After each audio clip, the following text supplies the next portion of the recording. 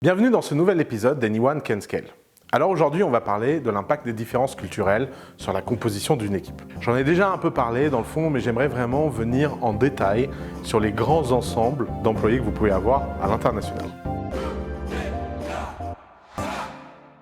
Donc commençons par le plus grand, les États-Unis. C'est le pays préféré des startups françaises qui se lancent à l'étranger.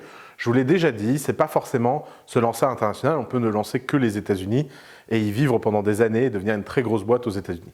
Les États-Unis ont comme particularité d'être le marché le plus efficient, le plus dynamique et le plus pro-business du monde. La particularité, c'est que les gens ont une culture du travail très différente de ce qu'on peut comprendre en France habituellement. Ça commence au recrutement. Au recrutement et dans les process de recrutement, il faut vraiment se méfier des Américains qui sont très forts en interview.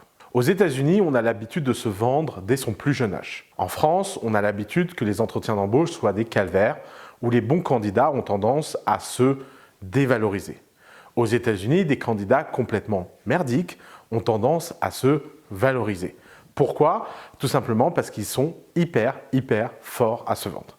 Et ça donne des situations où vous finissez toujours par embaucher des gens qu'aucune autre boîte américaine ne voulait. Vous pensez que c'est des cadors et des stars et vous finissez avec des gens qui ne font rien. Ce phénomène extrêmement classique que j'ai vu dans plein de boîtes de The Family se développement aux États-Unis est un phénomène et une courbe d'apprentissage par lequel il faut sortir le plus tôt possible. Parce que c'est un apprentissage qui coûte très cher. Donc, la meilleure façon d'éviter ça, c'est d'être pragmatique et concret. En France, on a tendance à prendre les déclarations des gens à la lettre parce que les gens ont tendance à se sous-estimer. Aux États-Unis, il faut ne surtout pas prendre à la lettre et il faut leur demander de prouver leur dire. Quelqu'un vous déclare A, demandez une preuve de A et essayez de creuser. Devenez de véritables Sherlock Holmes, allez chercher l'information. L'avantage des États-Unis, c'est que le rapport à l'autorité est aussi très différent. Les employés américains sont en moyenne des employés extrêmement challenging. C'est pourquoi je recommande à toutes les entreprises d'embaucher des Américains le plus tôt possible. C'est la meilleure façon d'avoir des leaders qui soient tenus responsables de leurs actes et d'avoir des gens en interne qui n'hésitent pas à poser les questions difficiles. Les Américains, pouvant être virés du jour au lendemain, ont tendance à avoir un rapport au travail non passif. Étant donné qu'ils peuvent être virés du jour au lendemain, ils ont tendance à exiger le meilleur tout de suite parce qu'ils ne veulent pas prendre le risque de travailler à un endroit et être virés sous prétexte que ça ne fonctionne pas. Ils ont aussi un attrait pour l'argent qui est bien supérieur ailleurs. Pourquoi? Parce que la société américaine coûte très cher. Se soigner coûte cher, se loger coûte cher, tout coûte très cher. C'est pourquoi l'argent est non tabou et essentiel. C'est d'ailleurs l'un des premiers problèmes des différences culturelles à l'international. C'est les différences entre le rapport à l'argent de certains pays. Au Japon, ça ne se fait pas de parler de son salaire. En Chine, on ne parle que des gros salaires. Aux États-Unis, tout le monde parle de son salaire. Et évidemment, ce multiculturalisme ramené à une entreprise globale pose des problèmes. C'est là où la culture locale peut vous sauver. Et c'est là où la culture de votre entreprise peut vous sauver.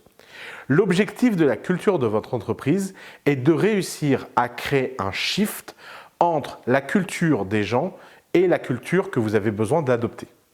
C'est pour ça que définir une culture forte et définir des valeurs fortes dès le début permet d'éviter des problèmes à long terme.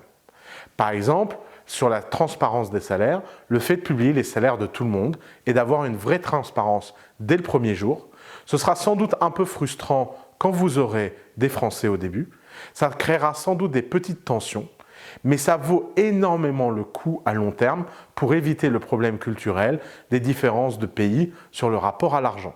C'est une façon de niveler tout le monde vers le haut plutôt que de niveler tout le monde vers le bas. Prenons d'ailleurs cette règle très simple sur les différences culturelles, c'est qu'en cas de différence culturelle, prenez toujours la valeur qui nivelle par le haut et jamais vers le bas. Prenez toujours la pratique qui est universellement considérée comme plus favorable aux salariés. Ça permet de fusionner des traits culturels en votre faveur. Alors évidemment, il y a des sujets qui sont compliqués. Par exemple, faire des sales au Japon ou vendre en Asie ou réussir à se développer en Afrique. Par exemple, en Afrique, les infrastructures sont tellement peu développées qu'il est carrément impossible de développer un certain nombre de business. Rocket Internet, qui a voulu être l'infrastructure Internet du reste du monde, s'est cassé les dents en essayant de développer des concepts avant que les infrastructures soient disponibles. L'exemple le plus célèbre de requête Internet, c'est le fait d'avoir lancé des produits e-commerce dans des pays où les infrastructures de paiement en ligne n'existaient pas encore. Résultat, ils ont commencé à collecter du cash, le cash s'est fait voler à tous les étages et ça a posé des problèmes énormes. Donc évidemment, qui dit développement international dit aussi compréhension des pays et compréhension de qu'est-ce qui fait partie des différences culturelles que vous pouvez changer, qu'est-ce qui fait partie des choses contre lesquelles vous ne pouvez pas lutter. Ça ne sert à rien de mener des combats de trop grand optimisme. Il y a plein de pays à développer, favoriser les pays auxquels on ne pense pas forcément et qui pourtant sont des vrais puits de ressources et des vrais puits de proximité culturelle. Les pays nordiques sont un très bon exemple de ça.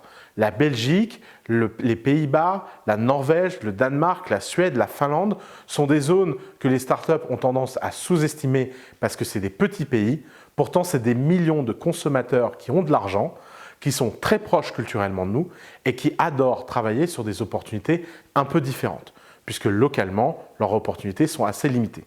D'ailleurs, c'est des gens extrêmement éduqués et extrêmement bien formés. Résultat, c'est des véritables apports pour votre entreprise. Allez chercher les talents là où ils sont et essayez de leur donner un framework pour s'intégrer le plus rapidement possible à la culture générale que vous essayez de créer. Normalement, si vous avez des valeurs assez simples d'intégration, de transparence, de communication, les fameuses valeurs libérales, vous aurez tendance à pouvoir attirer n'importe qui et respecter leurs différences tout en faisant une force pour votre organisation. Ne sous-estimez pas la force de la diversité. La diversité, ce n'est pas simplement un discours marketing. Ce n'est pas simplement quelque chose qui permet de faire bien dans une pub United Color of Benetton. La diversité, c'est ce qui permet, lorsqu'on a une homogénéité culturelle, d'être véritablement antifragile. Puisque la diversité, c'est ce qui multipliera les points de vue, multipliera les angles, ouvrira des champs d'horizon et agrandira l'ensemble du savoir collectif de votre entreprise. Prendre le meilleur de chaque pratique culturelle là où elle est et l'importer rétrospectivement, c'est ce qui peut rendre une entreprise invincible. Par exemple, My Little Paris a été très inspiré par ses employés japonais et a ramené des pratiques japonaises au sein du bureau parisien. N'oubliez jamais que l'international, ça fonctionne dans les deux sens et qu'un échange, ça peut être réciproque. J'espère que cette séance vous a plu. D'ailleurs, n'hésitez pas à partager avec nous vos anecdotes les plus drôles à l'international de différences culturelles. On fera un best-of des meilleures histoires pour vous faire rire avec nous. La question que vous vous posez sûrement, c'est quel est le bon moment pour se lancer à l'international? Dans la prochaine vidéo, on va conclure sur les questions de timing et les questions d'opportunité.